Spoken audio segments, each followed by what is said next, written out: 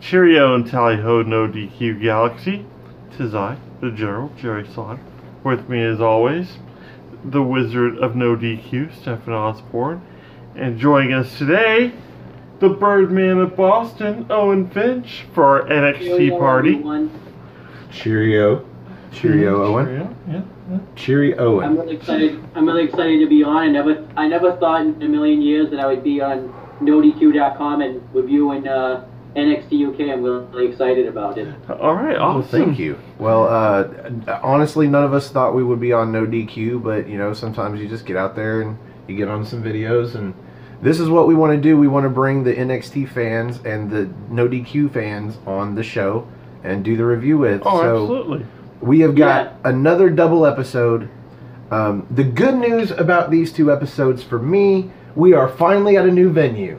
Yes, that was a little different. We were not in the coin exchange this time.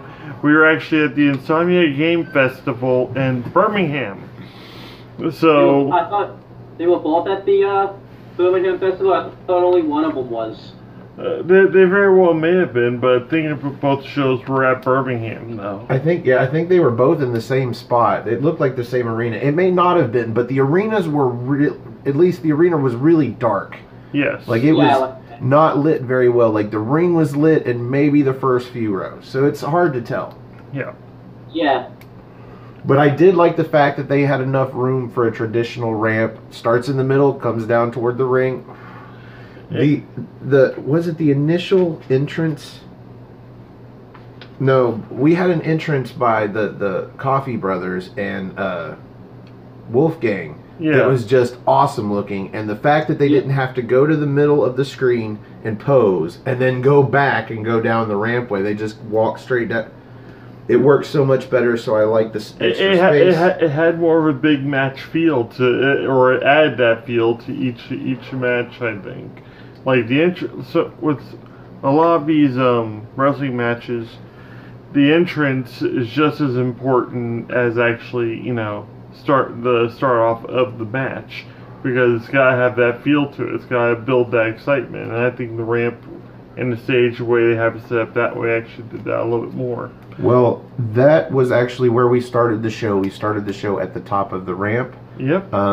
We got Triple H's music. Yeah, which we had the 8 ladies on the stage with the naturally something under that blanket. Wonder what that was. Yeah. You know, coming off the announcement last week that we were going to have a big announcement by Johnny Saint this week, but we didn't get Johnny Saint. We got Triple H. What did you think about this, Owen? I knew exactly where this was going, obviously, because it had been reported and stuff, but I was pretty excited about it. And obviously this was taped in advance because at Crown Jewel, Triple H injured towards pectoral muscle in real life, and he didn't come out in a sling, so it was actually taped. But I thought this was pretty cool. I thought it was cool to see all the women out there, and I actually, I did like the design of the championship. I thought it looked like I just gave away, you know, it's okay. It's all right. They tuned in for spoilers. It's like by this time either everybody's watched it and just want to know what we thought about it, or they watch it so they watch us so they don't have to watch the show. Exactly. Yeah. We watch the show so you don't have to.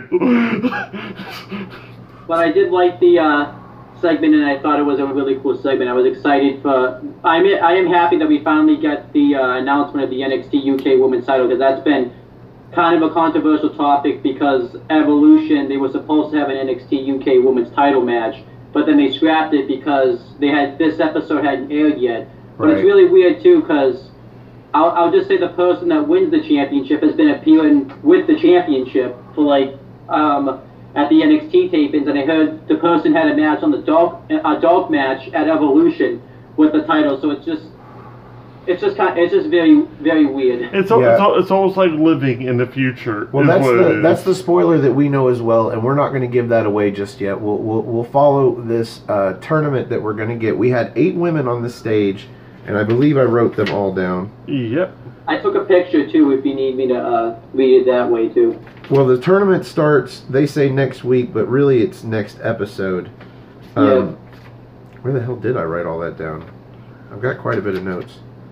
We've got Millie McKenzie. We've got Rhea Ripley. We've got Toni Storm, Ginny, Isla Dawn, Dakota Kai, Nina Samuels, and Zaya Brookside. Yep. That Brookside you couldn't remember for the life of you. And I apologize for the correction, but it's Isla Dawn. The S is silent. Yeah. Oh, sorry. Yeah, Isla Dawn. I'll get used to it eventually. Enough episodes and. But then we get Johnny Saint comes out, and he doesn't get to announce the belt. He just gets to reveal the belt. Yeah, he gets to unveil it. That's a big deal in itself. The fact that Triple H wasn't, just to slap his hand and take the sheet off himself. But he's like, "This is my baby." Yep. I thought Johnny Saint should have said a little bit more than what he did, but overall I like the segment. We're going to get a good tournament out of it. Yeah. It's 8 women, not 16. 16 would have been cool, but... Well, I was about to say, I think they're trying to fit it into like a 3-week period, though. So. Well, I did notice there was one... Killer Kelly wasn't among the mix. I thought that was interesting, because we have seen her over the last few weeks. Only, it was one match, and she did lose. Yeah. So... I was disappointed about that, because I liked her match in the Mae Young Classic with... I forget her name, not Io Shirai, but the other Japanese woman wrestler, the one that wrestled like on WCW, like the end of the WCW days. I can't think of her name off the top of my head, but neither can I. I was disappointed she wasn't in it because I believe it's Millie McKenzie. I kind of was surprised made the cut because she hasn't even appeared on NXT UK at all. Yeah, that's what I thought. But the novelty of her being 18 years old and would be the youngest, that's what got her in the tournament. Yeah. That's probably what got Killer Kelly nixed from the tournament because it can only be 8. It can't be 9. Yeah. Yeah. So first off, we get a match. Yep. Sid Scala versus Jordan Devlin. Sid Scala's just a jobber, man. He's a jobber. He's the best of the jobbers. He's a super selling yes. fool. But Jordan Devlin's gonna win this match. We know this. Yep. It's a running theme in NXT, and I'm starting to get a little mad because none of the jobbers ever win, and you hardly ever see a match with two people that have winning streaks going on, and somebody has to lose. Pretty much, if they are winners in NXT UK, they have been and will be. Yeah. And if they're losers, they're not going to win a match. Yeah, pretty much. I did like the rolling springboard cutter that Sid Scala hit coming into the ring. I thought that was a nice spot. Oh yeah, that was a pretty decent one. Yeah, I've got a few notes for that, but let's see. Yeah, it was like an RKO. It was like a slingshot RKO. Yeah. Yeah, I wrote that one down. I had Scala went to the top, but he was caught with a drop kick by Devlin, and then he ends it with that fireman's carry into the sidewalk driver.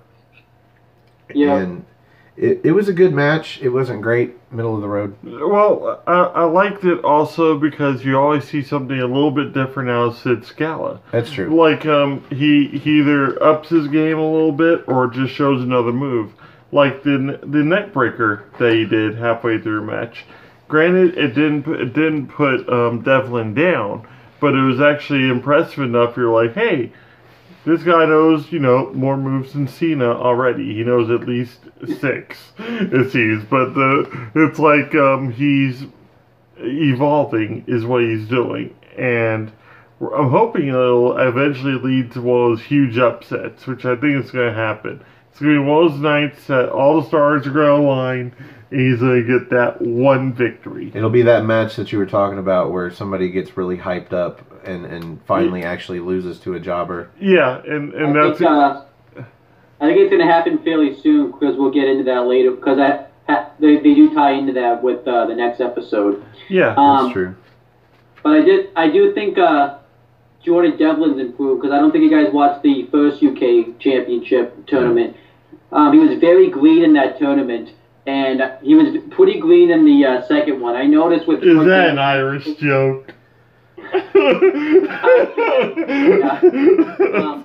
But I noticed that I noticed you can have like better matches with people that are like hit stars like the Mark Andrews, so he had a really good one with Flash Morgan Webster in the second annual UK Championship tournament. So I think Jordan Devlin's slowly improving into a really good wrestler. Well, it looks like we're coming upon a really good match out of him because he cut a. It's not a promo. He gets interviewed by Radzi, and he basically calls out Ligero. Yeah, he pretty much says there's a masked man from Leeds back there. Yeah, he says he's not a luchador, he's from Leeds. But they call him the Leeds luchador or something like that, the British luchador. Yeah. He's good. I like him. And this should be a good match, though. Granted, we joked on El Ligero for his costume, his weird mask and all, but right behind that is just like a wrestling genius, a veteran.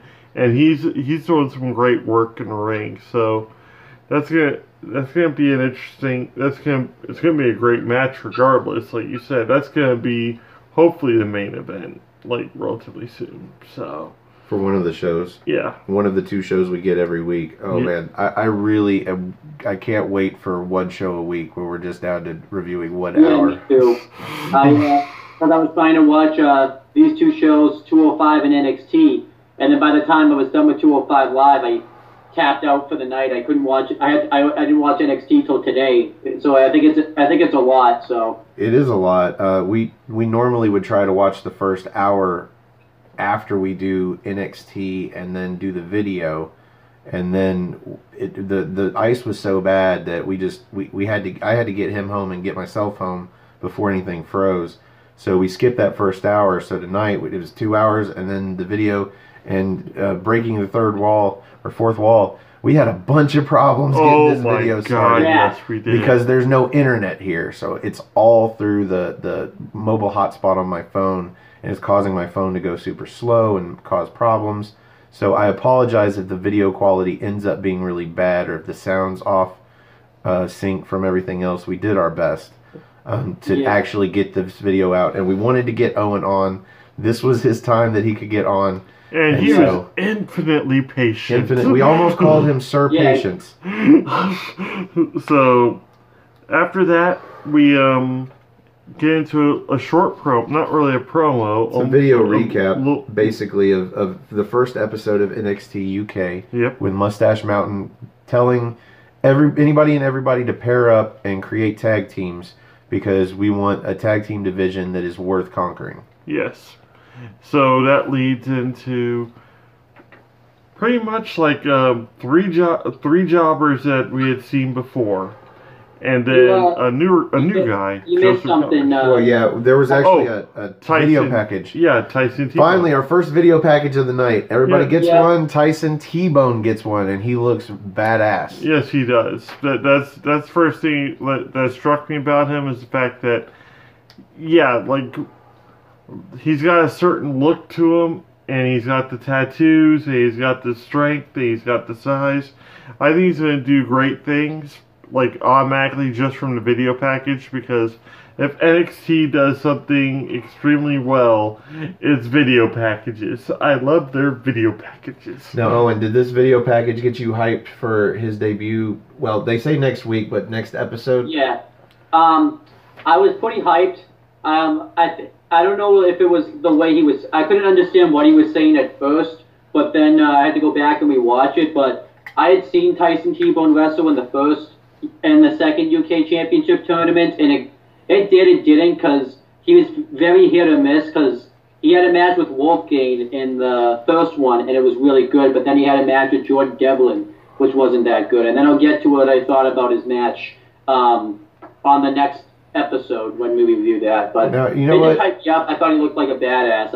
I did like him, but he's very hit or miss, because sometimes he can wrestle, sometimes he can't wrestle. Yeah, that's true. But yeah. Well, I'm glad you have watched the first 2 tournaments. I think we need to pick a night, and instead of a night that we don't do this, and watch the 2 tournaments. I'm starting to think we need to as well. So the first one's awesome, and then the second one's really good. And you got to watch night 2 too, because that one's really good. It's probably going to take several nights, but we should get caught. I mean, we're doing the reviews. We better know our history, And it's not that much to catch up. No. So we will do our best to catch that up. But let's move on because we still have the rest of this show and a whole other show to do. We do get the match. Like he said, 3 jobbers and Saxon Huxley.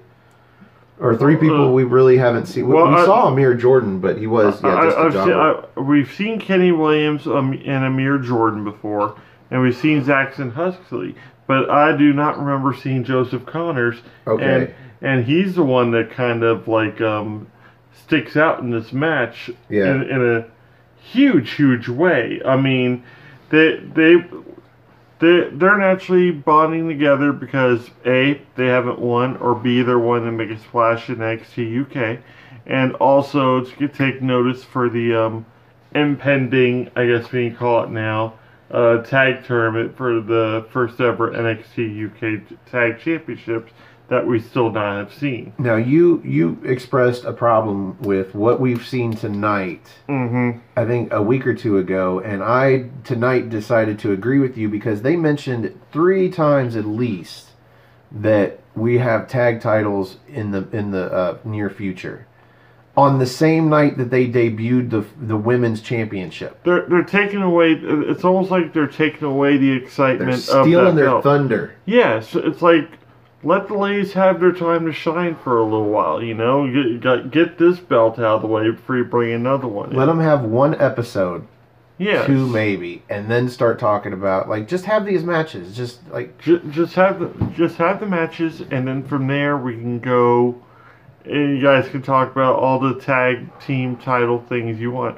We don't even have belts yet, and they're, hyping this thing up. You don't even have anybody that has officially said there will be a tag team championship. Yeah, so. And, of course, like you said, these are all pre-taped. These are from weeks or months ago, and we haven't heard anything yet. So why even bring it up on the same night? They did announce something about it on WWE.com, that they announced NXT UK tag titles, but technically in this, we're just looking at it like in a box, like we have, like it's just taped, like this is live. So technically we haven't.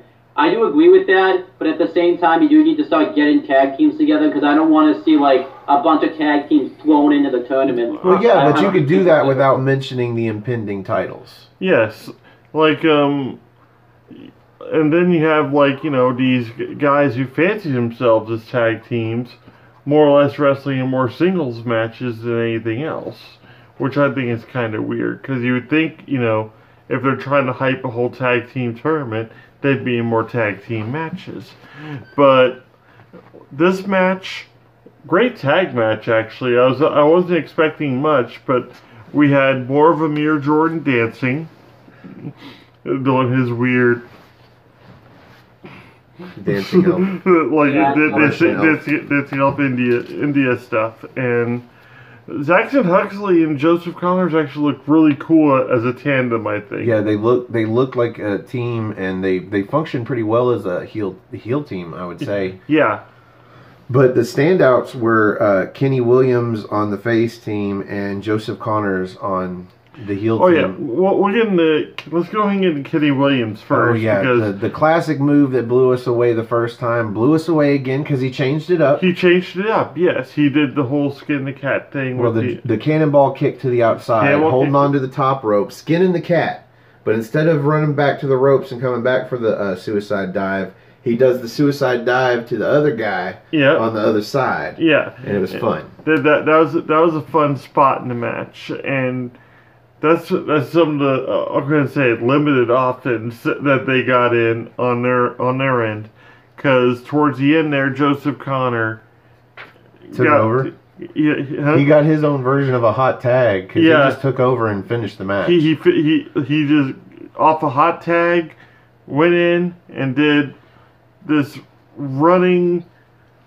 What was it? Sunset buckle bomb. Yeah, sunset flip buckle bomb. Awesome. That was crazy. I saw him running at him, and I'm like, oh, he's way too close to the ropes to be doing what he's trying to do. And I'm like, oh, wait. Yeah. And then I saw him put him into the buckle, and I'm like, fuck. That was sweet. The second I saw him kind of do the sunset flip, I'm like, he's not going to. Oh, my God, he did. And then he finishes the match off with this cradle flatliner. It's like how a Rampage... Don't look down. Yeah, it's called the Down. goat look down, but it's like the Rampage is to a DDT. That's what this is to a flatliner. Yeah. So that was sweet. It was a good match. But then we get a promo for we're going to get Tyler Bate. Speaking of tag teams, we're going to get one half of probably the only legitimate tag team. Mustache Mountain. Tyler Bate versus James Drake. But of course, we've got video graphics, and then we've got an interview with Trent Seven about Zach Gibson. Yeah, and how he's been running his mouth, and how he did great in the tournament but came up short in the end, and basically saying that he's ready to fight Zach Gibson whenever. Yeah, it's classic. You build up your opponent sarcastically even. Yeah. And then you're like, I'm ready for a fight. That's what I do. It's like I'm a performer. I talk and I fight. So now, to me this seemed a little underwhelming considering, and maybe this is skipping forward, but considering the match we got out of them, yeah, this seemed a little bit underwhelming as a build up for it, because it's really the only build up we've got since last week. What did you think about this? I did like it, but I thought they would have done a little bit more of a build up. But I did like it. I laughed at some of Trent Seven's jokes that he was making at Zach Gibson, like the comment when he mentioned that he's been able to get the fans to take the shoes off and stuff like that. I thought that was funny. But I did like I liked this promo. I thought it was a nice way to build up to the match, and I think this makes sense because Zach Gibson, I think what he's doing is he's going through like all of the originals of the UK Championship tournament because he plowed through Noam Dar in episode, I think it was 3. Yeah, sounds right. And then we'll get into what happens in episode 8. Okay, so next we actually get the match between Tyler Bate and James Drake. They called him Mr. Mayhem. I call him Mr. Nosering. And you also call him Mr. Assface, because he's got his face plastered across his ass. Yep. He's all kinds of interesting, but he's still a jobber, even though he looks like he should be winning. Yep.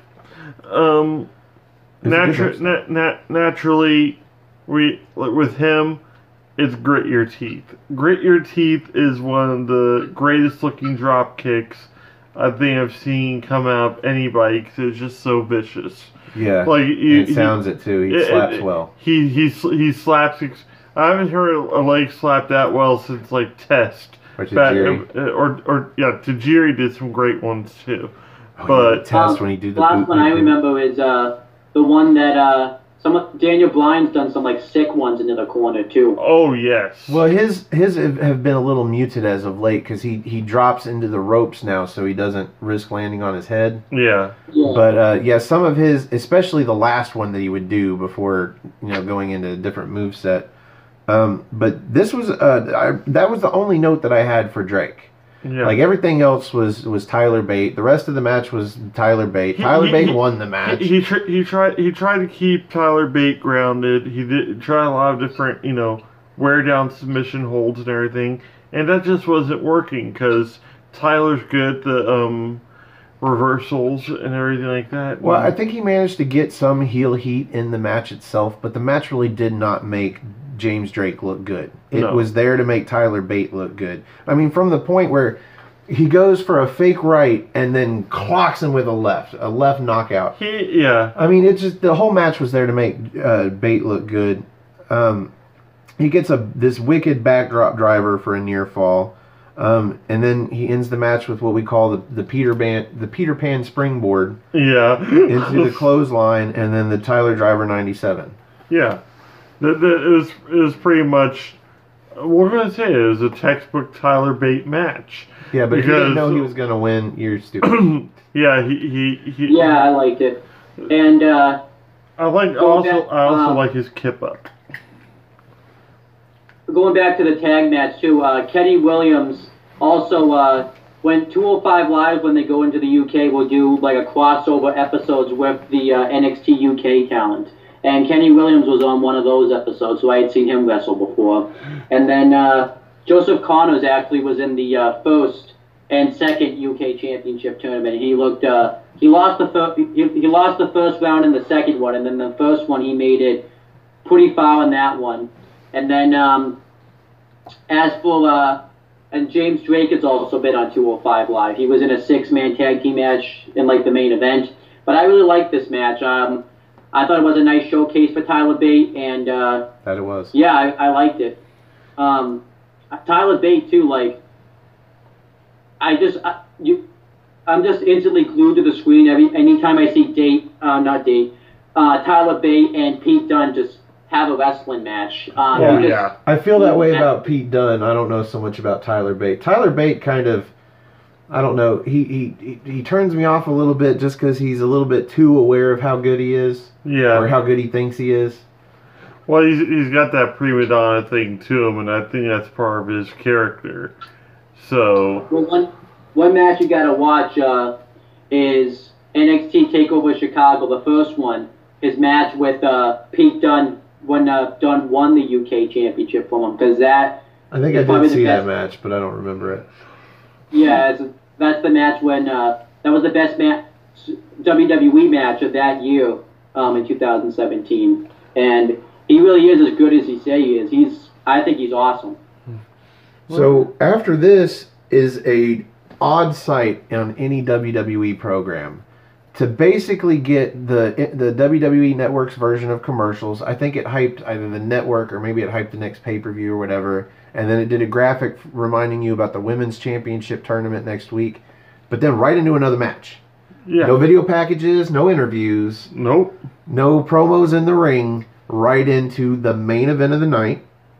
And before we get into the main event of the night, you have watched the show, so you know how we rate the main event, so keep that in mind. It will be on you to rate the match first as our special guest. But this was Ashton Smith versus Wolfgang in the match we were supposed to get several episodes ago, but didn't because Ashton was attacked. Yeah. I was immediately drawn to this match because when Wolfgang came out, I'm pretty sure he's got new music. Like there's this beautiful howl. Straight into some music that is perfect for him to come out with the Coffee Brothers alongside of him. Just, cross-armed looking badass. Just flanking him. I think he's always had this theme song. Oh, but is the Wolf Howl new? No, he's always had it. It was really weird because they tried to make it seem like he turned heel, but he always kind of worked heel when he was doing his wrestling matches. Like. Yeah, I think Cindy mentioned that a few weeks ago. Yeah. She'd made mention of that, and the fact that, right from the get-go, like, his first match on NXT UK was against Tyler Bate, wasn't it? I'm pretty sure it was. Yeah. So, he was already, on that border heel, but at the same time, it wasn't really well established until he joined up with the Coffee Brothers. Yeah, pretty much the only signs of facedom that you had out of him as a baby face was the little bit of cocky respect that he was showing in the ring in his first outing. Yeah. You didn't really get the fact that he was going to go full-blown like he has in the past week or so. But if this is the first time you've ever seen him and you don't know any of his indie work, then it's a pretty good chance that you were swerved. Yeah.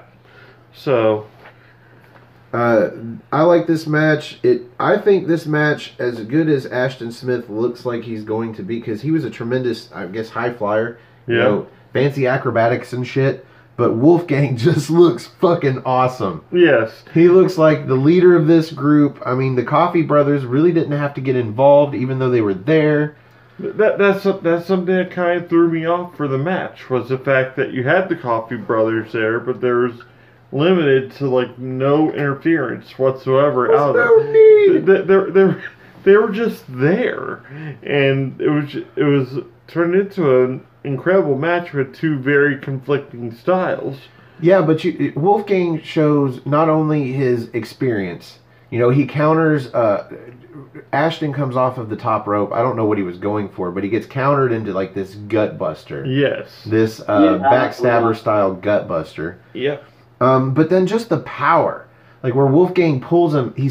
Ashton is sitting in the corner, and Wolfgang just pulls him out and slings him into the corner in that hard style where he comes off the corner. He doesn't even stay. Just Wolfgang looks awesome in this match, yes. And Traditionally, I go back and forth between heel and face. It all depends on the character. I am solidly behind Wolfgang at the moment. Yes. So we get to also see the cross thigh press, as I guess we're calling it now, because like he pulled it off not too long ago, but this time he pulled it off in the corner, I believe, against Ashton Smith. So. Well, Ashton still looked good. Like, he does this leapfrog over, how did I forget his name? Wolfgang. He does this leapfrog over Wolfgang into the corner, but then does a springboard out of the corner. Now, he was going for a crossbody, but he landed awful low, and they even called this on commentary. Yeah. But it still looked okay. We played it back. It was all right. We like, Stephen and I were discussing what move we would rather see off that springboard instead of the body press, because we see that a lot, but then also the fact that it's kind of difficult to get the accuracy for that one too, and it didn't look nearly as impactful. Plus, you can tell there's a little bit of a cut there, like they had to pick the best version of it, best angle in there. So there's only one move I can think that I would like to see less come off of that setup, because that was a sweet setup. Leapfrog over his back, into the springboard out of the corner. The only move I'd like to see less would be a double axe handle. Yeah. Anything else would have been super impressive. Yes. This was meh looking, especially with the collision. It was almost to his thighs, basically. It was pretty low. Yeah. What do you think? What kind of move would you like to see pulled off out of there, or has he tried anything different off the springboard like that? Do you know of, or? I've only seen like a handful of his matches, so it's really tough to say. But I would like to see him to do like maybe like a head scissors off the springboard or something. That would be really cool. That'd be sick. Oh, if he could get that air, that would be awesome. Yes, it would be. Head scissors into anything. Yeah, well, the trick is with that though, he was just going too low with the body press alone, so that'd be almost like, that'd be a near kick to the crotch. Well, with the momentum that he had coming off the corner, I was thinking like a diving or leaping headbutt. Yeah. Just into the shoulder, and it would have been different because I don't think I've ever seen anybody do a springboard headbutt. Sounds dangerous. Maybe you shouldn't do that. That's a recipe for a concussion. But Wolfgang he dominated this match, and he hits this running cross senton to a seated Ashton. Yeah. And that was just awesome looking. Again, something I have never seen before. Yeah. And then he ends the match with what he calls the trap leg suplex. It's basically a one-winged angel setup into a flip-over diamond cutter. And I say diamond cutter because this was not an RKO. He hit it holding, that was the difference. Yeah. He's holding both arms on all the way down. It was an absolute brilliant-looking move. We actually had to go back a couple times. It's like that. Just the fluidity of it and everything, it was hard to capture what all was going on, but at the same time, it was impactful. It was crisp looking. It was a great finish to the match. Yeah, and then they end the show with him and the Coffee Brothers standing dominant in the ring, cross-armed again, just looking like badasses. What'd you think about the ending of this show? I like the ending.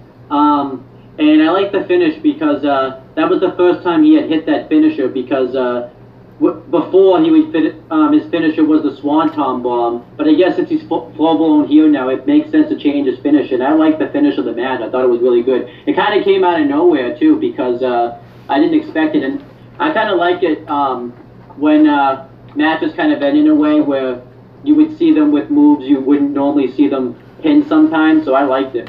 I can kind of see that, because I actually like when anytime a wrestler comes back or a wrestler changes from heel to face or face to heel, it has a different finishing move. Because well, a swanton is just so flashy that it's likely to get applause and the good heat just because a guy that size is doing something like that off the top rope. And you have a wrestler my favorite in the world, Chris Jericho. and he had the like Walls of Jericho and the Lion Salt for the longest time, but then he came back after a while with the whole code breaker. Well, the Lion Salt was never really a finisher in WCW or WWF. It was more like a setup, but it's hard to get too far as a guy that only does a submission as your finisher, because there are some guys that just don't tap. Yeah. You're not going to face Stone Cold and get him to tap out. No. He just passed out from severe blood loss. Right.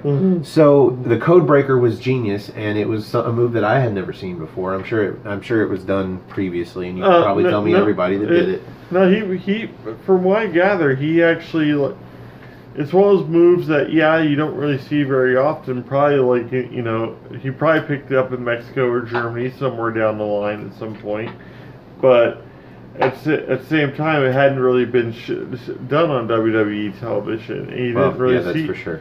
So it was flashy, it was new, and it was effective. Yep. So plus it was a quick finish compared to those other moves that involved a whole bunch of different setups and everything. Now this move from Wolfgang was impactful. It didn't look flashy necessarily, but it was different. But that brings us to the end of the main event, and around here we rate the main event with a system of out of 5 spots of tea. So we're going to get our teacups here. And Mr. Owen Finch, out of 5 spots of tea, where do you rate this main event overall? Match, including the little bit of aftermath. Yeah. I really like this main event. I don't think it was quite a like 4 cups of tea. I would give it 3 3/4. I thought it was a really good main event. I'll give it 3 3/4. Okay. All right. I'm about with him on this, because as much as we were discussing it, I think more last night with your there wasn't really a story involved here. It was a great match. It was a great showcase for both of them, and it really showed a whole new side of Wolfgang for me. This is the most invested I think I've been in a Wolfgang match since he actually went heel. Is the fact that he was going against somebody that was a little more different from his style, and there was a big match feel to it. And I think it was also the fact that we had the audience that wasn't singing the entire time or yelling the entire time. Or making jokes. Although they did laugh a few times, but you couldn't really hear any setup, so maybe they were laughing at something they saw. It was a smaller venue. I like the fact that it was more of a showcase match where Ashton wasn't just a jobber. Yeah. And it still made Ashton look okay, but Wolfgang looked great. But you're right, there was no story. So my rating's got to go down. Where do you rate this? I'm gonna say 3.5. I'm gonna go with 3.5, because even though there was no story, there's enough action to actually keep me focused, and the fact that it was a clean finish. I like clean finishes in matches, especially if there's people outside that could interfere or throw a wrench into things. And there was no post-match assault this time. It was a clean finish and a great match. Well, the fact that you had the Coffee Brothers out there, but they didn't get involved because they didn't need to, that's a little bit of a story for me. But yeah, the fact that there really was no story told in the ring, I would have agreed with him, because it was such a great match, and it made me really, really love Wolfgang as a character right now. But I got to go with you. I'm going to take it down because there was no story. Because I love a story. Yes. I'm going to go with 3.5 spots of tea as well. And that wraps up episode 7 of NXT UK. And the first half, hopefully we can get through the next episode faster. But the first half of this episode of NXTea Party. But we're going to go right into episode number 8 of NXT UK. And we start this one off with a video package for the NXT UK Women's Championship Tournament for the new title. I actually like this introduction better than I like the unveiling of the belt, because you got a better look at the belt this time around, and Triple H showing it to him, and I even said I like this one better. You got to see each of the participants get an up close They got very Lord of the Ringsy with it. They're like they're like touching it like. It brings it on a personal level. Yes. So this episode is where we're going to start to see the quarterfinals for the women's tournament. I like too in the video package how it gave like the stats and it gave like when they debuted, and I feel like those debuts were pretty legitimate. Like some of them were like at like random NXT like house shows that they did. Yeah, but some of them were for like Access. I think some of them were for a different show. I can't remember the name of it, but yeah, they had all the classics. Well, that one too. But we're going to start right off on this show with the first quarterfinal match for the tournament for the women's championship, and we're going to see Dakota Kai versus Nina Samuels. Now we have Dakota Kai, who has 2 wins in NXT UK, and we have Nina Samuels, who has 2 losses and no wins. And I don't know if you can guess who's going to win this match, but I'm betting you guessed right. What did you think about this match, Owen? I really liked it. I thought it definitely picked up towards the end, and I thought it was exactly what like a. I know technically this is like the quarterfinals, but this is really the first round since it's like the first bracket. But it's exactly because I like in tournaments like the first round shouldn't be like all spectacular. You want to kind of save it for the finals. So I really like this match. I really liked some of the kicks Dakota Kai was hitting. And I thought Nina Samuels looked pretty good in this match, but I thought it was kind of more of a showcase for Dakota Kai than Nina Samuels. But it wasn't a squash. I love Dakota Kai to pieces, don't get me wrong, but Nina Samuels is my girl. She's been doing great.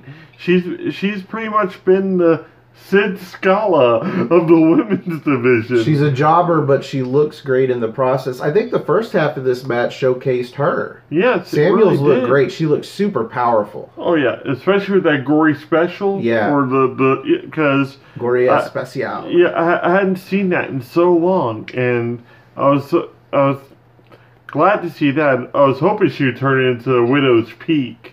Because I hadn't seen that move in forever, Or just a gory bomb, even. Or a gory bomb, yeah. But she really didn't do much of anything else with it. Well, she was going for a submission, and Kai broke out of it. And they're like, oh, that's how you break out. She broke the hands. And it's like, how about just unhook your feet from around their thighs? But apparently that's impossible, even though I've seen people... I think she went for a roll-up, but she didn't get a pin. That's the other thing. We need to touch on that just real quick. The commentating is kind of lackluster in the past couple weeks, especially with NXT UK, and like either they'll be repeating themselves a lot, or they'll get distracted and not be talking about the match at hand, or they'll be calling out the wrong moves, and it's just not gelling with me. I'm not sure what it is, but I think it might be.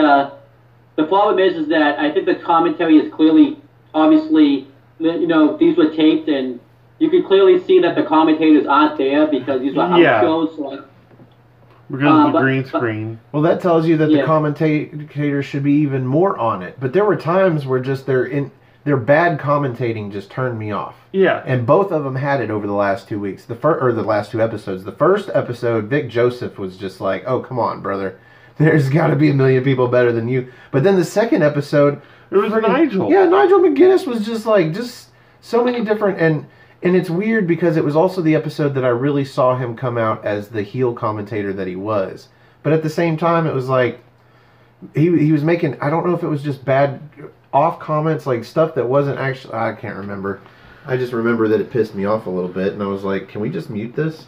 But then we wouldn't get to hear the crowd. And the crowd at a show in UK or in England is half of the fun. Yeah. Yeah. Something else I do want to say is I think Dakota Kai either needs to get a new finisher or be better at perfecting a finisher because that code red into the backstab, I think I don't know what's going on, but it feels like it's not being hit very smooth. I don't know if it was in this match or a match I saw in NXT, but... Yeah, I was about to say, there's one time Steph and I have actually seen her do it great. And I think it was the fact that... it was either this past NXT or the NXT before. that it was on a regular NXT that she executed it brilliantly. Yeah. It looked amazing. But I think... But the NXT UK prior to that, yeah, she executed one that was so badly botched, it looked like they had to go back and redo it, and it didn't go well the second time either. No. Yeah. So, this time around, she didn't call it the Kai de Gras. It was actually the chiropractor. And I'm like, so are they just going to name it something different each week? Is that what's going to go on from here? Well, she is the epitome of babyface. She gets worked over for most of the match. She makes her comeback at the end. She hits the moves that everybody wants to see. She leads up to it different. In this case, she does this drop kick where she's holding on to Samuels. She drop kicks her into the corner down, and then she goes to the corner and does her run around face wash. And then that stuns her, and she gets up, and then she does the runaround face wash standing, which is a reverse of what she used to do. But now that she's done it 2 times in a row, it's like, okay, we get it. It's in reverse. And I liked the chiropractor. This time, it looked like it was executed properly. It just looked forced. Yeah. Because it wasn't so fluid. Like, she jumps on her back, and she's like, okay, now you fall backwards. It looked a little forced, but it didn't look as bad as that first time we saw it, where we tore it apart. I don't know if you remember that episode. But Dakota Kai wins, and so she advances, and Samuels is out of the tournament. And next we have an interview by Radzi of Mark Andrews. And Mark Andrews wants gold. What do you think about this? So, I like it. I do think it's kind of weird that he said he's going to take a break from the Coffee Brother feud, but maybe that's going to play in later on in NXT UK in the future. But I like it. And I'm looking forward to seeing what happens with this. I thought he was going to say he wanted the NXT UK title, because he's kind of been like a top contender usually for the NXT UK championship. But he bet the tag team titles, which, as of like these shows haven't been announced yet. So I thought that was kind of weird. Well, right now he's a babyface, and so is Dunn. So, I think Dunn's a babyface. I'm not positive. Dunn's whoever he wants to be. He's the champion. Yeah, I think in UK he's definitely a babyface. He can do no wrong. So, I think right now Mark Andrews should not be in the title picture, because it's not right. Dunn needs a good heel or 2 or 7 to come and contend for the title. But as it happens, he was basically talking about the tag team champions, because we had the man with 3 names. We had Flash Morgan Webster interrupt the interview. And this was kind of a red carpet interview or something. It looked weird. It looked like they were outside in front of those curtains that they put up that say NXT UK. But still, basically, it looks like it's setting up what we thought was going to happen anyway, a tag team with Flash Morgan Webster and Mandrews. Yeah. Are you excited about this tag team? I can't really say I'm excited, but it actually makes sense. Like, you saw them in the 6-man tag, and they didn't really do anything to gel together, but at the same time, they're somewhat effective, I guess you can say. And they've got similar styles to them, and this way, you're not really going to be necessarily taking a coffee break. Get it? Coffee break. Yeah. But double pun, coffee break. Because he's taking a break. Yes, he's taking a break. They are on a break. Yes. Okay. Pivot. Okay, my bad. But, oh my God. All right. That's going to set up for... That's going to be one of the matches. It has to be in the tournament at some point. It's going to be those two against Coffee Brothers. Yeah, because he says he's going to take a break from the coffees, but really, he's going to find a tag team partner and go right back into this feud, which is fine with me. I'm digging it. But so he's going to have his cake and eat it too. Really, if they can beat the Coffees, great. They get their revenge, but they also move forward in the tournament and possibly get crowned the first NXT UK tag champions. Now, what do you think, Owen? Do you like the idea of this tag team, or do you think these two are better as single stars? I like them being a tag team. I think they could work really well as a tag team. I think eventually they'll go back to being single stars, though, too, because I think they're really good single stars, but I actually would like to see them as a tag team. I think they could... they both have like the same style of wrestling. They're both pretty much high flyers, so I like it. Plus, it adds star power to like the tag team championship tournament too. That's true. Yeah. Yeah. So Radzi gets around. Now we have an interview. I don't think they showed Radzi, but you could clearly tell it was his voice. He's interviewing Ashton Smith about his loss this past episode 7, to Wolfgang, and I don't know. He just says some stuff, and then Eddie Dennis shows up. Yeah, all I heard is want, and then Eddie Dennis shows up. And I'm like, now I'm all ears. Now he's just standing over this motherfucker. Like, I think he said like he's not going to make any excuses about his loss or something like that. It was more of the whole, happy-go-lucky face thing. It's like, well, I did my best. And standard face promo. Move on to Eddie Dennis. I came up short. It's like I have no one to blame but myself. And then Eddie Dennis shows up and tells him if he wants to see more or less greatness, go ahead and watch his match next week. And wait, did he say watch my match next week, or did he challenge him to a match next week? No, he said watch his match because. So hopefully this is building to more. It could be. I'm thinking naturally he's not going to go right after Pete Dunne or anybody else at this point. He's gonna start building up a little bit of a body count, and I think Ashton Smith would be the perfect first real rivalry for him in here. So, what's your thoughts on this? Naturally, with Eddie Dennis.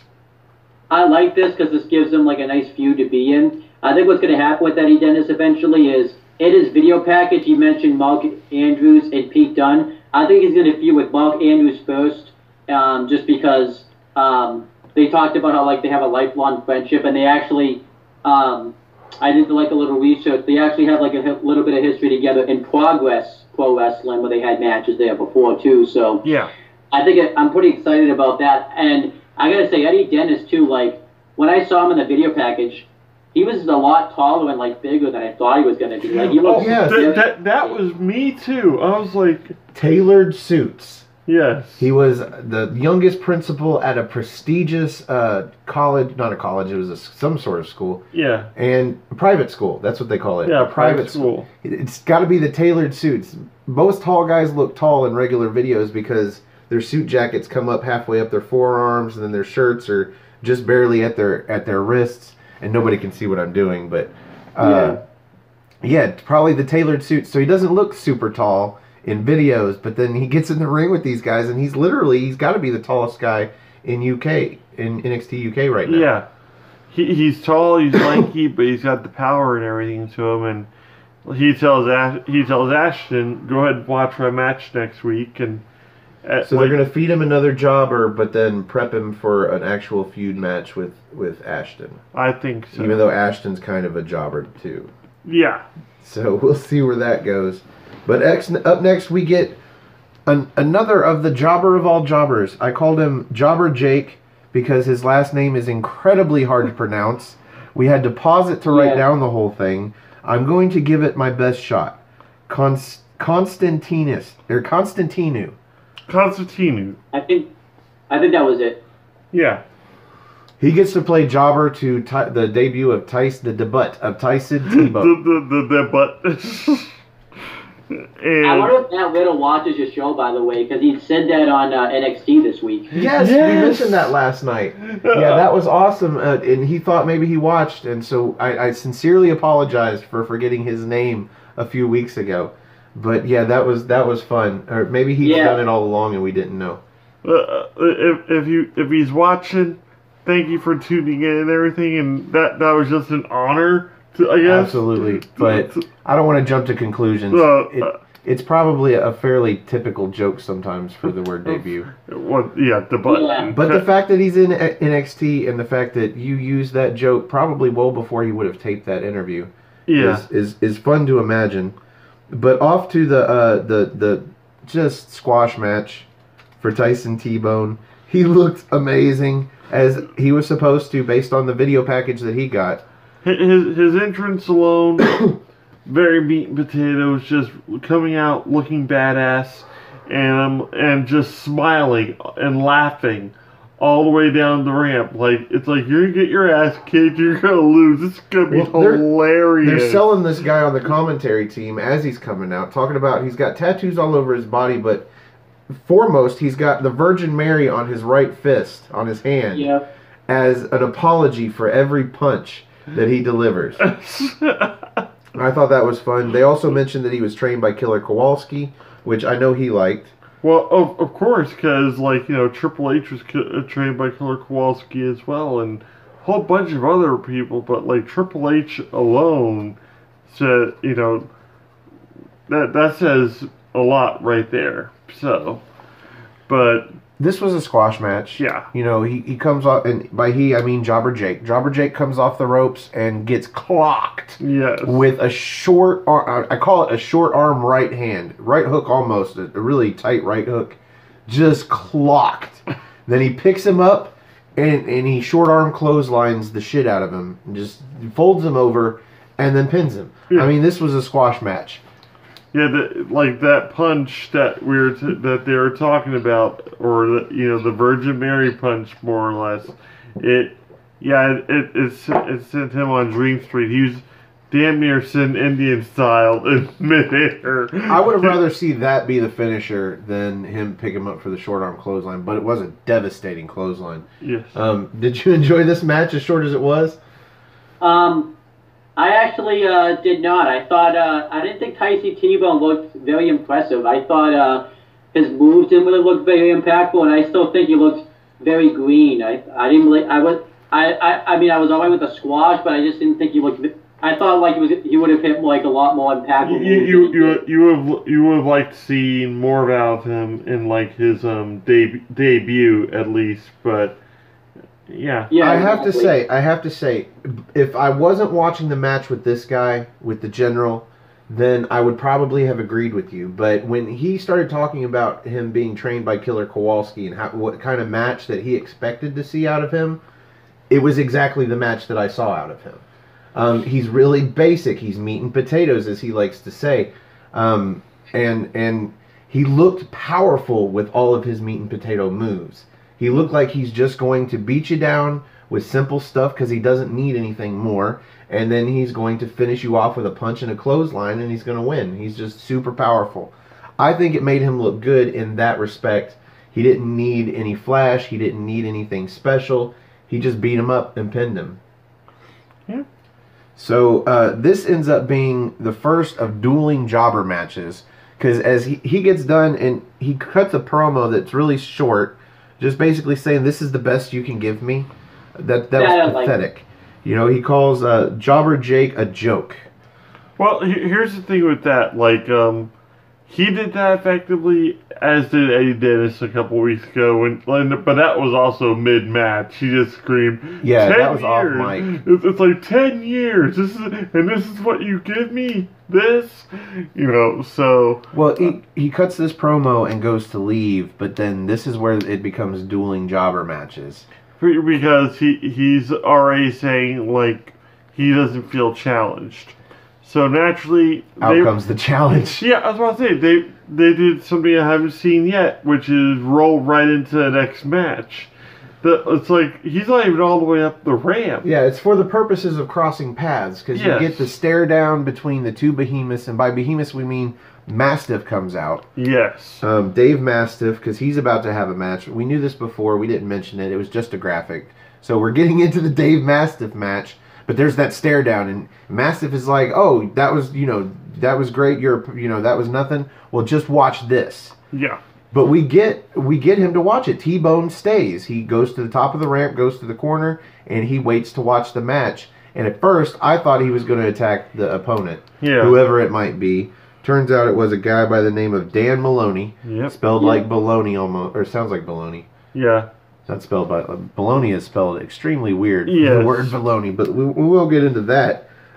Mastiff looked great, like he did in his first squash match. It was another 3-move match, essentially. Yeah. Again, I've got it in 3 lines. He does a really dirty-looking drop kick into that 22-stone senton. Yeah. Then he does this headbutt and a deadweight German into the corner. And now that he's got him set up in the corner, he does his cannonball, which is just suicidally brutal looking. Like it looks like he's going to crack his own skull, and he looks like he's going to crush this guy in half. Yes. And if you can imagine what being crushed in half looks like. And that was it. Did you like it? Did you enjoy the match? I liked it. And I liked what they were setting up here. Because this reminded me of, even though in NXT they did the same thing with Baron Corbin, and you might have never heard of this guy, but this guy named Bo Dempsey, where they did the exact same thing, where they did like what you could do, I could do better type of thing, where they're trying to outdo each other with how fast they can beat their opponents. This is the exact same thing here. And you probably didn't see that, but on the YouTube channel, they uploaded a video where they almost had like an altercation again, and Johnny Saint had to come break it up, like backstage. It was really cool. So I'm actually excited to see them have a match. And I think, as Tyson T-Bone, has more squash matches, I think he'll develop more of like a moveset and stuff. So I think I'll be more excited for it. Pretty much anything you can do, I can do better. Well, I want to take this opportunity as a lead-in to it's sort of off topic, but sort of right on the money. This is the kind of feud that should build to a pay-per-view match. But as far as I can tell, we're not going to get an NXT UK pay-per-view. No. Best I can one day. Best I can hope for is they put an NXT UK match on an NXT takeover. But I'm not even sure if that would happen. But if they do something like that, it only makes sense to call it the instead of like it be called NXT takeover, it'd be NXT UK Invasion, which because that you had a British United the British Kingdom, Invasion, yeah. So I think that'd be a really cool name. I don't know. I think that's overplayed for anything British to US, the Invasion. It's overplayed in WWE for sure, Invasion, but... Oh, yeah, the Invasion. Well, next we have Radzi in the back interviewing... Well, not in the back. I think it was on that red carpet thing again. Interviewing Sid Scala about all of his losses. Like, Sid Scala has not won a match yet. And will he win a match? Who knows? Who knows? But he also addresses the fact that he's going to go talk to Johnny Saint and see what he can do about that. But he says all he needs is another opportunity. Yes. Now, do you think that he's going to succeed with another opportunity based on how he's looked?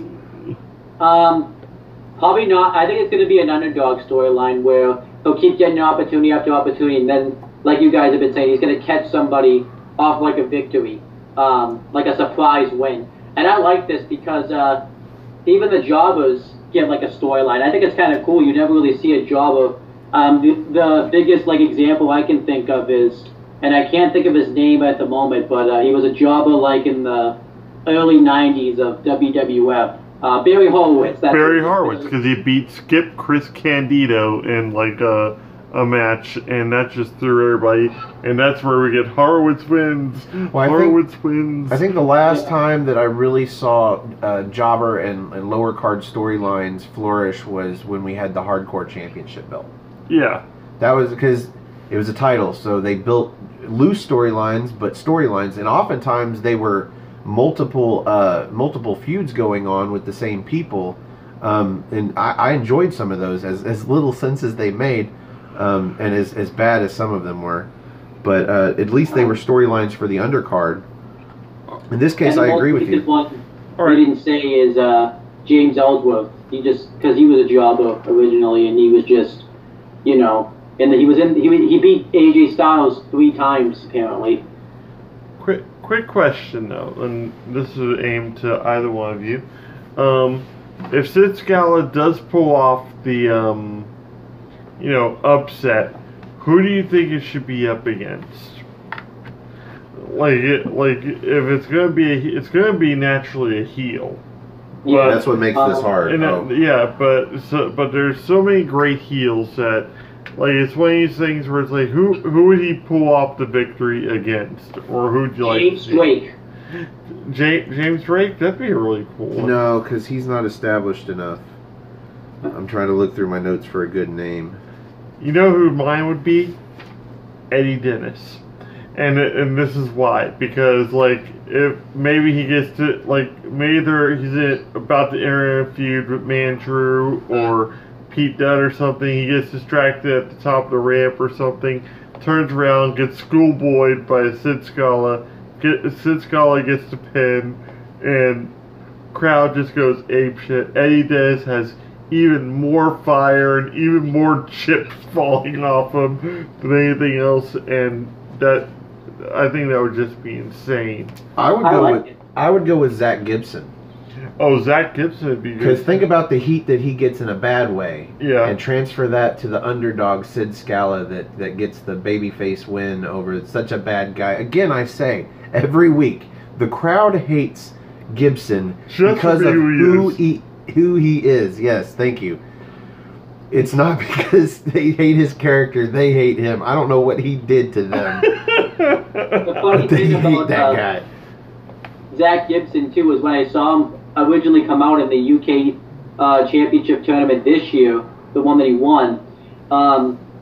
He didn't have like a logo. He had like the most generic theme song ever. Like we thought he was going to be out the first round of the tournament, and he made it all the way through. And I never would have predicted that. And I think he gets more heat right now than Tommaso Ciampa does. Honestly, like he gets booed. Oh, yeah, I'm about to say, but before his left foot even leaves the curtain area, they know who's coming out, and he instantly starts booing. The second he gets to the microphone and starts talking, it's almost like canned boos. It's Elias in Seattle boos. It's like he did the Elias in Seattle joke about the Supersonics to them off air sometime early on, and they've just been booing him since. Every time they see him, they boo him. He's in the backstage last week or a couple weeks ago. He's in the backstage doing an interview, and you can hear the audience still booing him from out in the arena. He gets major heat. And if Sid Scala beat him, transfer that bad heat to Sid Scala in his victory, and I think that's the perfect guy. Yeah. I agree. I think Zach Gibson should be the guy. Oh, I think, that would be pretty great too. So up next we have another match in the quarterfinals, or the first round of the Women's Championship Tournament. We're going to get to see the debut of Ginny. Yeah. And also the debut of Millie McKenzie, who is 18 years old. They call her Suplex Millie, and she was trained by Pete Dunne. Yep. And I kept waiting for suplexes and waiting for suplexes. Pete Dunne and Tyler Bate. She was trained by both. I think they said Trent Seven. Maybe all three of them. Who knows? She may have been team. She was trained in British Strong Style, basically. And you see a lot of that in a lot of her holds and her moves and everything. But the real story for me was Ginny, because they had been hyping her for weeks. Well, McKenzie looked really green and basic, as you described was it the previous match? Yeah. Or one of the previous matches. She looked really green and basic, but she looked all right. And when she finally did do some suplexes, those were some sweet German suplexes. They called them release, but they look like German drivers. Yes. To me. What did you think about the debut of these two women superstars, Owen? I thought they looked impressive. Ginny was in the Mae Young Classics this year. I believe she wrestled Toni Storm in the first round, and obviously she was eliminated. And one thing I liked that Ginny did was she did this submission where she almost did like a Romeo special, I believe it's called, where she trapped her legs. Yes. I thought that was awesome. The whole sequence. Now hold on. I'm sorry, I hate to interrupt, but I've got this whole sequence. She slides under Mackenzie's legs, but does a 180 as she slides, trips the legs up, but she does a front roll, through the V in the legs to keep the legs on, bring them up, and do. It was a kind of a surfboard, but she had her legs through. We called it a seated surfboard, and it looked really cool, especially with the work that she had been doing on the shoulders. Yes. I actually wish that was the finish. I thought just because that submission looked so devastating too. There's not really many ways out of it. Sure. Yeah. Well, she gets a. McKenzie looks okay. I guess they're trying to make her look good because she's 18, and this is going to be a sweet story whenever she does win the title. She had a wicked spear. The two German drivers, but Ginny, she's the heel. She's got to move forward because she's going to meet a face in the next round, inevitably. and she counters that third German with this run into an arm drag into the turnbuckle. That was a steamboat arm drag, is what that was. That's my favorite arm drag, because it just looks. It's unlike anything else. You see a steamboat arm drag, you know where it's coming from. But I've never seen it done into a turnbuckle like she did it, and it looked painful, but also was just graceful and great looking. So it was almost like a quick snap arm drag into the turnbuckles too. Yeah. And then she picks her up and she does this ripcord into a rolling wheel kick. And that's the end of the match. We knew it before the pinfall even started. Yeah. Ginny wins the match over the debut. Well, obviously, debuting overall, the brand new legal to be on TV and wrestle 18-year-old McKenzie. Yeah. She looked good, but I didn't think she was going to get far. Anyway, no. I mean, we all know who's going to win, and so I knew she wasn't going to make it to the finals. But and Ginny had vignettes building up to her debut too. So yeah, they wouldn't have. They like you and I had that discussion too about the whole tournament. Is the fact that if Ginny was going to be brought in for that, they weren't going to have her lose her first match there. So they're going to feed her somebody just to build up more, more buzz around her. So we've got the first two quarterfinal matches knocked out. What do you think about this tournament so far, Owen? I like the tournament so far. I was surprised they did 2 matches in one show. I thought it was going to be like they would do a match weekly, but maybe they want to get this. I wonder if these matches add to, like some of them are going to air on a tape delay, but maybe they want to get as many matches out of the way because they know, people already know who wins. So well, I'm hoping this is foreshadowing to us not having 2 episodes every Wednesday soon. Yes. Getting all of this out of the way, and let's just get caught up and go to 1 episode a week. I like too when they showed the graphic again too. They had like that edit where they like faded the person that would get eliminated out of the tournament. And they had that little red line through them. Yeah, I thought that was really cool. So up next, we're going to get a continuation of a storyline that we're going to build to. Turns out next week. One thing I want to say about Ginny is I thought she would have been dressed more fashionable since she's supposed to be the fashion character. I didn't think she was dressed as fashionable as I thought she was going to be. Maybe not as flashy, but I think her onesie, I think that was probably a good attempt at looking fashionable, but also be, fitting for wrestling. Yeah, practical for wrestling. I thought it was okay, but honestly, I don't know what real fashion looks like, so go figure. I wasn't expecting her to come out in some Lady Gaga crap, but I was like, it was almost like watching MVP when he first debuted, because you had like him in all these nice suits and everything, but then he came out looking like a Power Ranger. So, well, next up we get a video recap of Jordan Devlin and his match in his I think last episode or the episode before. But he wins his match, but then goes on to cut a promo specifically on Ligero. Yeah. And he doesn't like Ligero because Ligero is not even a luchador. Yeah. Or I guess it's all entitled, but whatever. But then we get a video package from Ligero. Great video package, by the way. Yes. But this is building to a match next week. And so we're finally getting some of these little feuds, be they only a few episodes long. And it seems shorter when they're putting 2 episodes each week.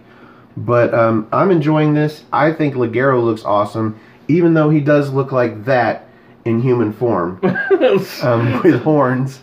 But I'm looking forward to that match next week, so that's going to be awesome. But up next, we finally... Well, what do you think about this match and this build-up for their match?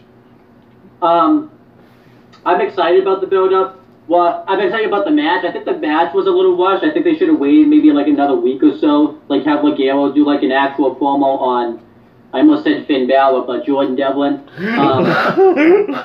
That's good. But I think I would have waited like another week. But I'm really excited about this match. I think it's going to be a nice fast-paced match too, because Ligero is like really fast. Ironically enough, is Jordan Devlin's actually kind of won because he really isn't from British. Because if you look up Ligero, he actually is a luchador. He's actually like from, I think, Mexico. And he was actually, and then eventually went into the luchador, like started wearing the mask and stuff. I think when he went to what's now known as Defiant Wrestling, but it was known as WCPW back then, which is what Coach's wrestling promotion. So we finally found somebody that knows more about indie stuff than you do. Yeah, oh, there's plenty of people. Shut up. All right. Oh, he's offended by that. I apologize. I apologize. You are the king of indie knowledge. The king of indie knowledge. God, no, not even close. But well, we're almost there. We're to the home stretch. I think this is going to end up being an hour-and-a-half long video. So if we can cut it back and finish it now, we are on to the main event. Yes. It is Zach Gibson versus Trent Seven, and this ain't no squash match. This is a showcase match. These two both look great. Yep. I could not call for the life of me who was going to win this match until the very end, and then it just made sense. How'd you like the match, Owen? Fantastic. I loved it. My favorite spot in the match was, I don't know if you watched any of Mustache Mountain and Undisputed Era's matches, but they did a callback. I'm jumping ahead, but Tyler Bate comes out during the match, and Zach Gibson gets Trent Seven into the Chanley Gates. I think that's how you pronounce that. Shankly Gates? Shankly Gates. Shankly Gates. Shankly Gates, okay. And they before an NXT Tag Team title match, when Mustache Mountains lost the belts, Tyler Bate threw in the towel, causing them to lose the match. And I thought they were going to redo that finish because Trent Seven was reaching for the ropes, and I thought Tyler Bate was going to throw in the towel, but that didn't happen. But I still thought it was awesome. It showed that Trent Seven was really resilient to want to win this match and didn't want to give up. Well, I tell you what we did have. We had something that was unexpected to me. I don't know about you guys, but when James Drake came out and attacked Tyler Bate and like sided himself with Zach Gibson, essentially, like I was extremely surprised by that. For me, that I was shocked, but then all of a sudden I was like, well, this makes sense. You look at the way the two both carried themselves, and you look at Drake, who's not really established yet, and then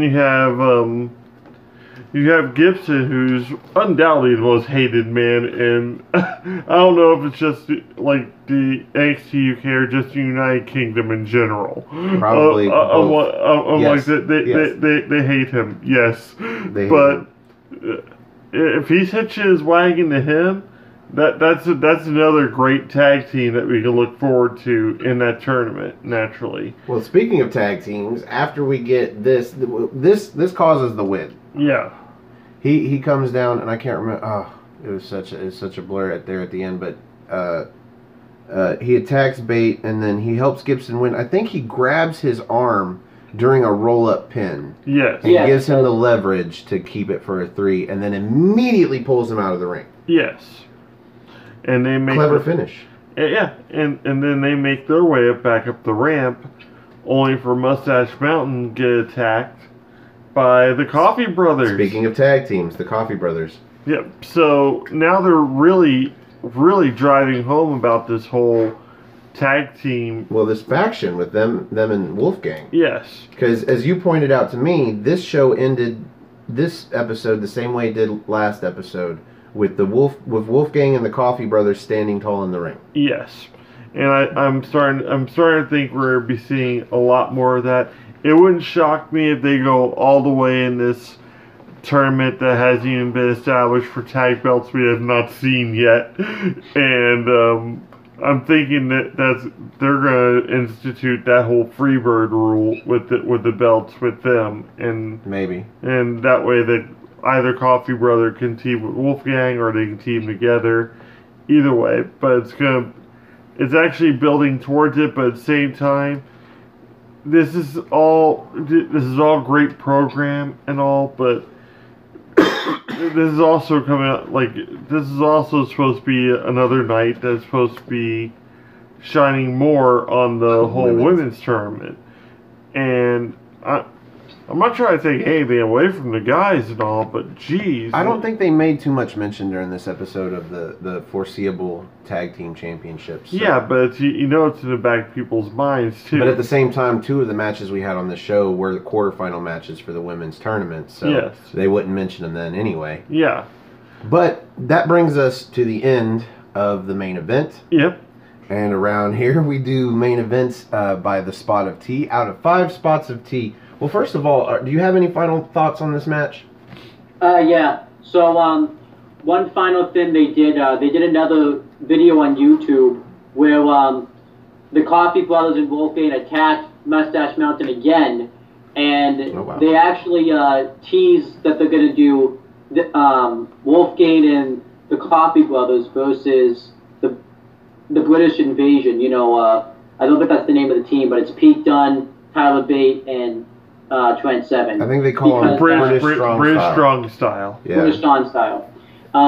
Because throughout that attack, they took out Trent Seven and trapped his injured leg, underneath one of the equipment boxes that you see all the time backstage. And they said 1 down, 2 to go. So I think they're on a mission to take out British Strong Style completely. So I'm actually looking forward to that. Yeah, storylines abound, man. I'm looking forward to the next episodes. Yeah. Yeah. So out of 5, I'm sure we'll follow up on it on the next episode, because this is like NXT where sometimes they wait a week to follow up on it. They'll probably wait like a week, and then they'll next week they'll probably do something else, and then they'll follow up on it. Or they may start off the show with like events that followed, you know, the taping from. Yeah, they'll show the clip that you saw that we didn't see that was on WWE.com. Yep. Yeah. So, out of 5 spots of tea, where would you rate this main event? That includes everything, both the beatdowns and except the stuff that didn't air on UK. I'll give it. I gotta give it 4 3/4. I really enjoyed it. It was just underneath 5 stars. Not 5 stars, but 5 cups of tea. Because I have like a method where if I have to ask myself if it's worth 5 cups of tea, then I don't think. I think when you if you know something's 5 cups of tea, you instantly know. You don't have to question. You don't even have to question it. But you say it's close. You're saying 4 3/4. Yeah, very close. That is probably the highest rating we've done on this show yet. Yes. Or what's NXT? Huh? He's making history. Making history, absolutely. Well, he is the first male tea guest we've actually had. Yeah, that's true. Our first super fan. I hope you don't mind we call you a super fan, but you I don't mind at all. You interact plenty with the No DQ Galaxy, so we appreciate that. Yes. And we especially appreciate you being on the show. So making history with the highest marks yet. General Slaughter, where do you rate this main event? I actually rank it over the one that we had last time with the Wolfgang versus I forgot his name already. It was Ashton Smith. Yeah. Like I actually rank it over that. It did like the last one. Didn't really tell a story. The story actually developed afterwards with all the these new tag teams forming, but at the same time, Wolfgang and the Coffee Brothers standing proudly in the ring. I like this match, even with all of the interferences and everything, because also I was very underwhelmed with Trent Seven when in the past couple of matches I've actually seen him in. So for him to actually be pulling off some more impactful moves, showing a lot more to me of what he could actually pull off in the ring and his resiliency, because he got put in Shankly Gates for quite some time. This is the most entertaining that I've seen Trent Seven in a singles match. And he was like, that arm of his was just being tortured. Even like what kind of put it over top of me, because it was about 3 3/4 like already, because I was like, this is really great. Yeah. But then he's trying to get pumped up in the ring, and he like slams both of his fists into the mat, and you can see him grab his arm right at the same time, just really playing it up and really just like getting more and more into this match, and that got me more into the match. So I automatically have to put it at 4. 4? Yes. I'm actually going to, I think for the first time ever, I'm going to agree with you solidly at a 4. it didn't tell a story that really bridged outside of the match, but within the match itself, the progression of it was the story. Mm-hmm. So I think there was enough of a story there. It was a really good match. It was a good ending. The unexpected interference with James Drake. Yeah, with Drake, and I don't think it's 5 stars. I'm gonna call it. You know what? Off the back of a really good show, and almost a great show, in fact. Yeah. I mean, did we have 5 matches in this show? We had 2 quarterfinals matches. We had the 2 squash matches. Yeah. And then we had this main event, 5-match show. Everything was great. I'm going to bump this up the standard quarter for coming off the back of a great show. I'm going to call it 4 1/4. Yep, that works. 4 1/4 spots of tea for me for this episode number 8 of NXT UK. And that will wrap up this episode of our NXT Party. Yes, it is. This is normally where we invite the NXT fans and the NoDQ.com Galaxy to join us.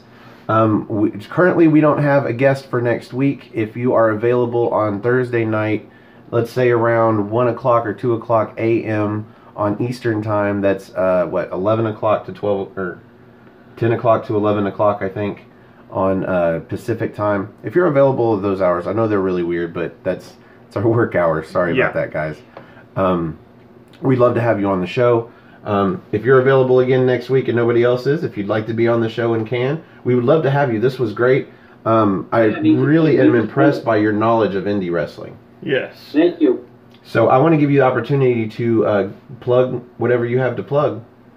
I have 3 YouTube channels to plug. My wrestling YouTube channel, Wrestling Fortune 44, and then my non-wrestling YouTube channel, On the Talkinator, and then my just little side YouTube channel, CM Brothers. Do me a favor, because you've got me on social media, correct? I do. Send me the links to all 3 of those channels. I want to subscribe. I will be the first after this video to subscribe to all of his channels, because that's how much I appreciate him being on the show. I have amazing news for everybody. Even though nobody has left the comments that I've been asking for, somehow I managed to talk this guy into getting himself a Twitter. Yep. Do you have a Twitter or anything to plug? I can't get on Twitter because it got blocked because I added too many stuff to my playlist, and it probably thinks I got hacked, so they blocked my Twitter. Are you like us? Do you not plug your Facebook? I've learned not to plug my Facebook because you get a lot. Good man. You become like Aaron Rift, where you get a lot of fake accounts. Well, that too. So I want to give this guy the opportunity to plug his brand new, drum roll please, Twitter account. It's NoDQ at NoDQ General, capital N-O, capital D-Q, capital G, General. And that's going to be, I guess, my Twitter handle. And if you want to talk wrestling and whatnot, go ahead and hit me up on there. Follow me. I won't be on there frequently, but I will be on enough to, If you've got notifications, they'll let you know when somebody follows you, and they'll let you know when somebody sends you a message or tweets about you. So. I'm new to Tweetiverse. So if you did not decipher that the first time, that is at NoDQ General. Yes. On Twitter. You can follow me on Twitter. Just go to nodq.com/Stefan, Stefan, or just go on Twitter, search for Stefan R. Osborne, Osborne. That is probably the best place to hit me up if you want to be on our next NXT party or a future NXT party. This guy got me on Facebook before I started giving out my Facebook. But honestly, I'm really glad he did. This has been an awesome episode. I want to thank everybody for joining us for this NXT party. And lead us out, my man. And thank you. And next time. I put him on the spot. Yeah. Thank you, NoDQ Galaxy, for watching us. Stay tuned to NoDQ.com for all of your wrestling news and rumors. And please come have a spot of NXT with us. Bye, everybody.